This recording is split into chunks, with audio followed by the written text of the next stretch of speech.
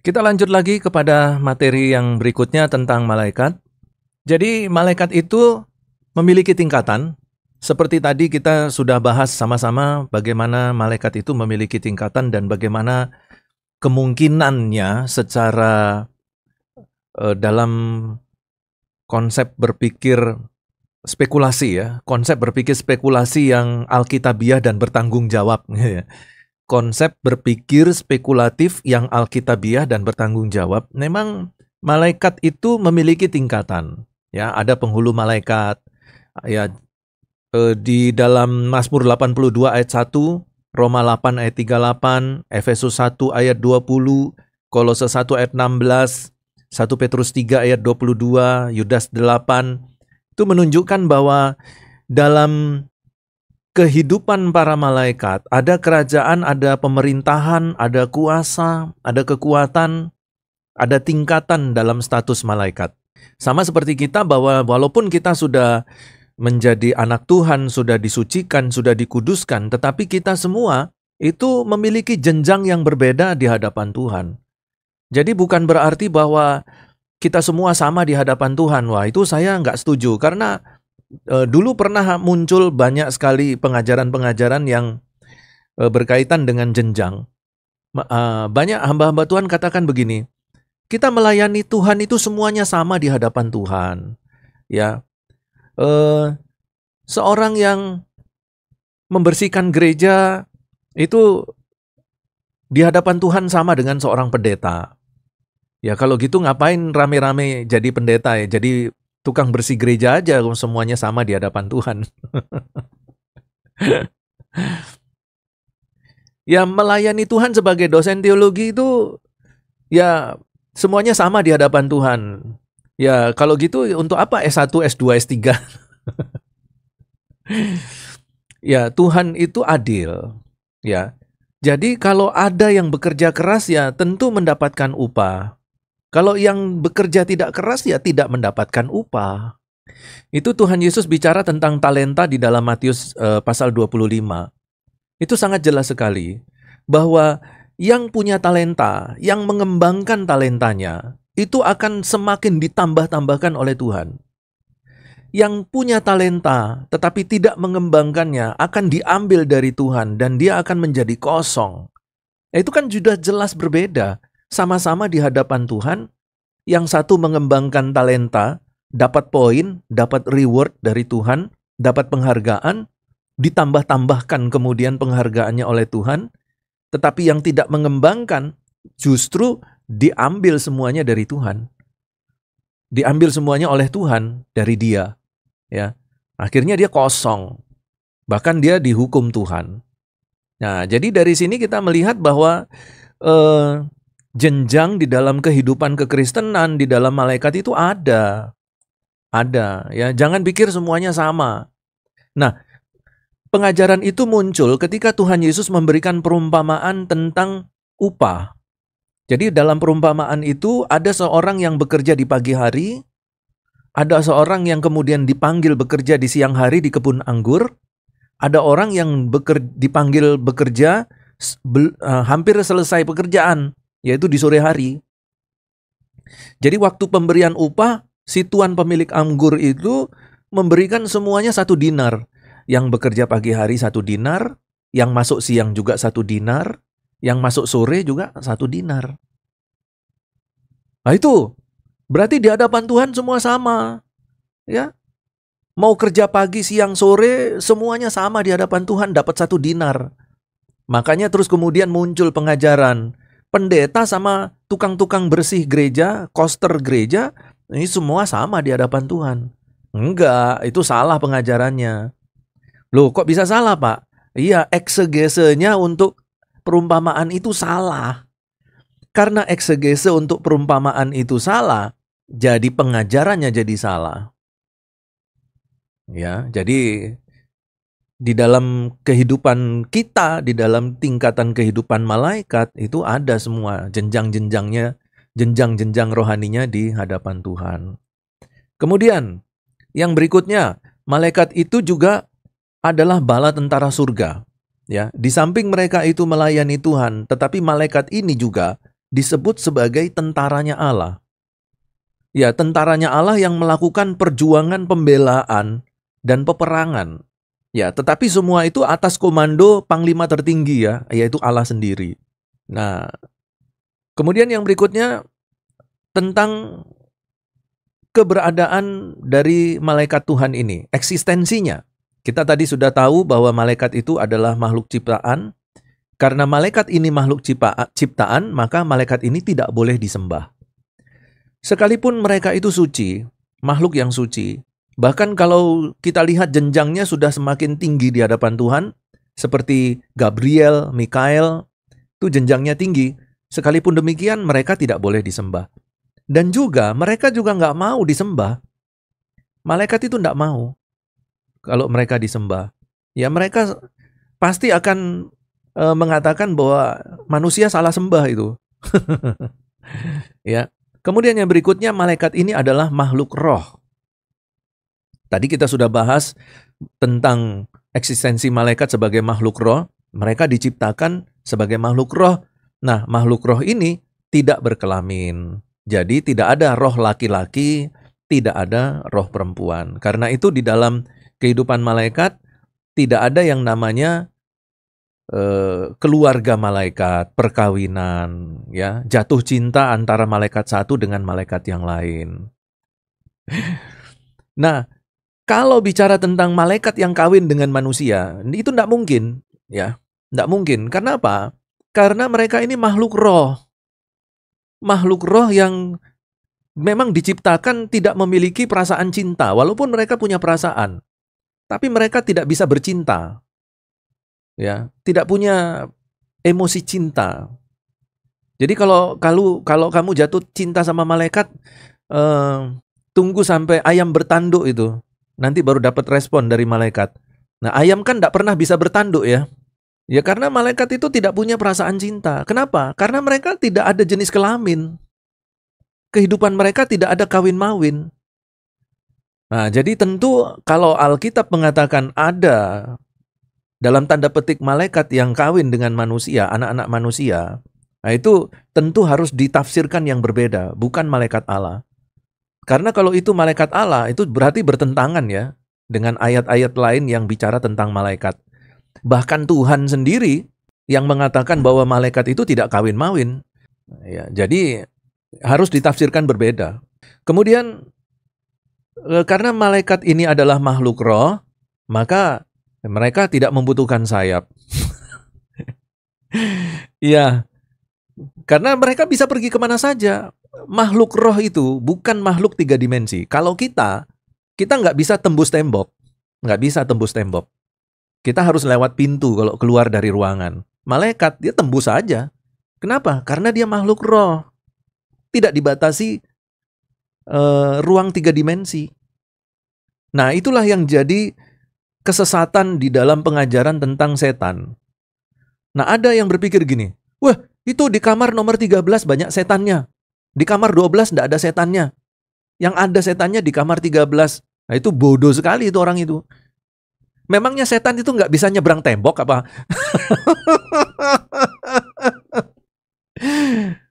Memangnya setan itu hanya di kamar itu, terkunci. Kalau kamarnya dikunci, setannya tidak bisa keluar. Bego banget. Setan itu makhluk roh. Dia bisa tembus tembok. Jadi bagi setan, nggak ada kamar-kamar angker, nggak ada. Semua kamar bisa didatangi sama dia. Ya itulah begonya orang-orang itu ya. Karena salah dalam melihat konsep roh dalam kehidupan makhluk roh ya. Nah, nanti kita belajar itu ya minggu depan ya, kita belajar tentang setan.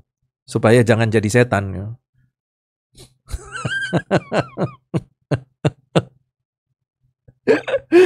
Aduh. Nah, kemudian malaikat juga memiliki kuasa.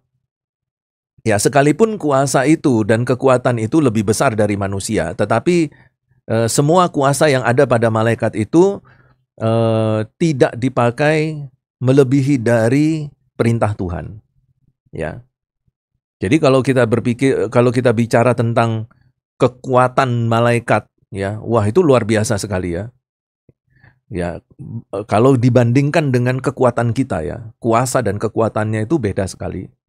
Ya, tetapi sekalipun demikian, bukan berarti kemudian malaikat mau menggunakan kekuasaannya itu sampai di luar batas perintah Tuhan ya. Mereka tidak akan mau. Ya, mereka akan lebih taat kepada Tuhan ya daripada mereka mau mengumbar-umbar kekuatan dan kuasa mereka. Jadi di sini disebutkan bahwa malaikat memiliki kuasa kekuatan yang besar itu di 2 Petrus 2 ayat 11 ya, sebagai pahlawan perkasa di Mazmur 103 ayat 20. Ya, kalau kita perhatikan bahwa ketika bangsa Israel berperang dengan bangsa-bangsa lain di dalam perjanjian lama, seringkali Tuhan itu mengutus malaikatnya ya untuk membantu bangsa Israel dalam berperang. Dan ketika malaikat Allah itu turut campur tangan, bangsa Israel selalu mengalami kemenangan. Ya. Jadi di situ kita lihat bahwa ada kuasa, ada kekuatan ya dalam diri seorang malaikat. Kemudian ada hierarki malaikat, ini kita sudah bahas sama-sama. Kemudian mereka ini adalah malaikat yang diciptakan dan malaikat yang kudus, yang suci, yang sempurna. Nah, dalam kesucian dan kekudusannya ini bukan berarti mereka tidak berdosa, tidak bisa berdosa. Karena ternyata ada penghulu malaikat yang jatuh dalam dosa. Ada malaikat-malaikat yang lain, 30%-nya juga jatuh semua dalam dosa. Jadi sekalipun malaikat itu kudus dan suci dan sempurna, mereka masih bisa berdosa. Ya, masih bisa berdosa. Karena apa? Karena mereka memiliki free will, kehendak bebas. Nah, pertanyaannya, kemudian muncul pertanyaan di beberapa kelas yang saya ajar. Saya juga mengajar mata kuliah okultisme, ya, satanologi dan okultisme. Jadi dalam kelas-kelas itu ada beberapa orang bertanya, Pak, apakah setelah Lucifer jatuh dalam dosa, apakah ada malaikat-malaikat lain lagi, Pak, yang jatuh lagi dalam dosa? Selain yang kita tahu ya, Lucifer dan 30% sepertiga malaikat. Setelah itu Pak, setelah malaikat-malaikat itu dibuang, berarti kan surga itu kan bersih ya. Nah, apakah ada yang jatuh dalam dosa lagi? Seperti Lucifer dan sepertiga malaikat. Saya katakan, kalau pertanyaannya apakah ada, saya nggak tahu. Karena saya belum dapat berita dari surga. Kalau nanti saya dapat SMS dari surga, dapat WA, nah nanti saya kasih tahu apakah ada. Jadi kalau pertanyaannya apakah ada, saya nggak tahu ada lagi apa enggak. Tapi kalau pertanyaannya apakah bisa? Bisa. Bisa. Karena apa? Karena malaikat punya kehendak bebas. Nah, kemudian ada yang bertanya lagi. Siapa yang bertanya? Anak saya. Anak saya itu bertanya, Dedi, kalau kita sudah masuk surga, apakah di surga itu kita masih bisa jatuh dalam dosa lagi, Pak Dedi? Ini contoh ya, kalian sudah diselamatkan oleh Tuhan Yesus. Masuk surga kan? Masuk surga. Sudah melewati masa penghakiman terakhir. Masuk surga. Setelah kalian di surga, kalian itu bisa jatuh lagi enggak dalam dosa?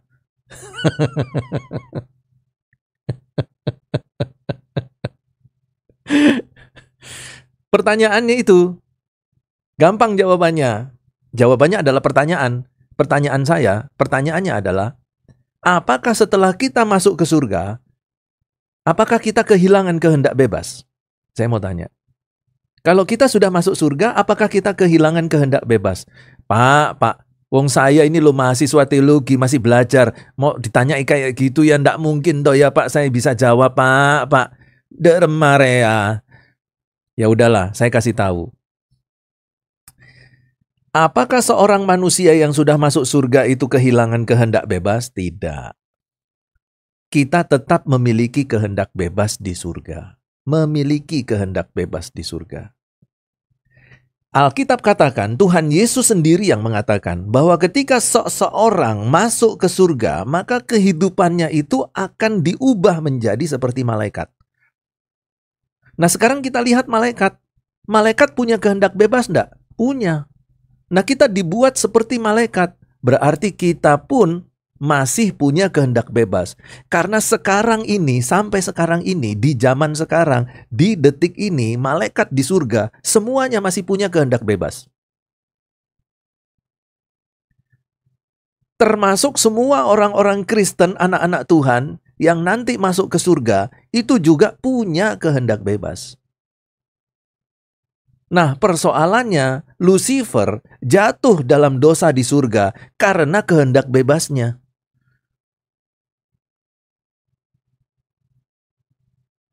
Nah, ini kalau kita pakai teori probabilitas, teori kemungkinan. Ada enggak Pak kemungkinannya orang-orang yang nanti di zaman kemudian hari yang dari bumi masuk ke surga bisa jatuh lagi enggak Pak dalam dosa? Eng ing eng. Silahkan berpikir. Tik tok, tik tok. Nah, nanti pertanyaan ujian akhir semester seperti itu ya. Seperti itu. Ya, kalau kalian pilih ujian tertulis, ya kira-kira seperti itu. Ya, kalau pertanyaannya kayak pertanyaan anak SMA, siapakah malaikat? Ya gampang itu. Ngapain dijadikan pertanyaan? Ayo, sekarang pilih. Mau bikin makalah atau ujian akhir?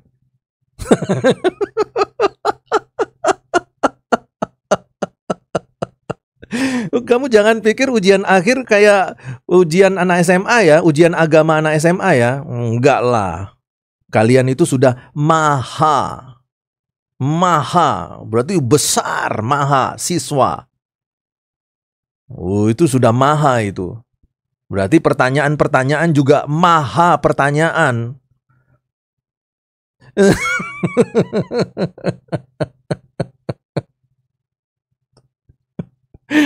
Iya. Ya, nanti misalnya pertanyaan tentang dosa, ya kan? Nah, dosa itu tersembunyi di mana dalam diri manusia? Nah, itu coba berikan argumentasi teologi berdasarkan sistematika teologi. Ya. Dosa itu kan menetap ya di dalam diri manusia. Itu di mana itu? Di mana? Di hati. Hatimu di mana? Ayo. Jadi dosa di sini. Hah? Di kaki nggak ada dosa. Cuma di sini, dosa kumpulnya di sini. Hah?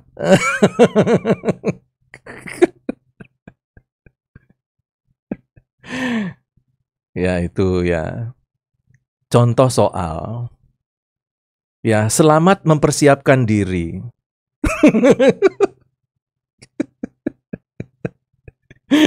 Kalau saya ya ditanya, kamu mau makalah apa ujian akhir? Makalah.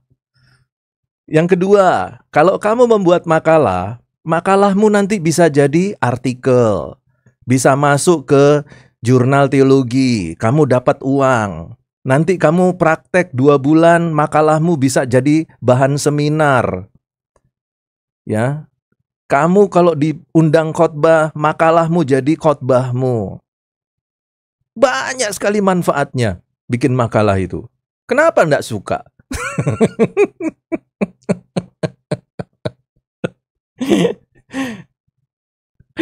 Iya. Ya, saya tetap hargai keputusannya ya. Saya tetap hargai. Ya, jadi kalau nanti UAS ya UAS.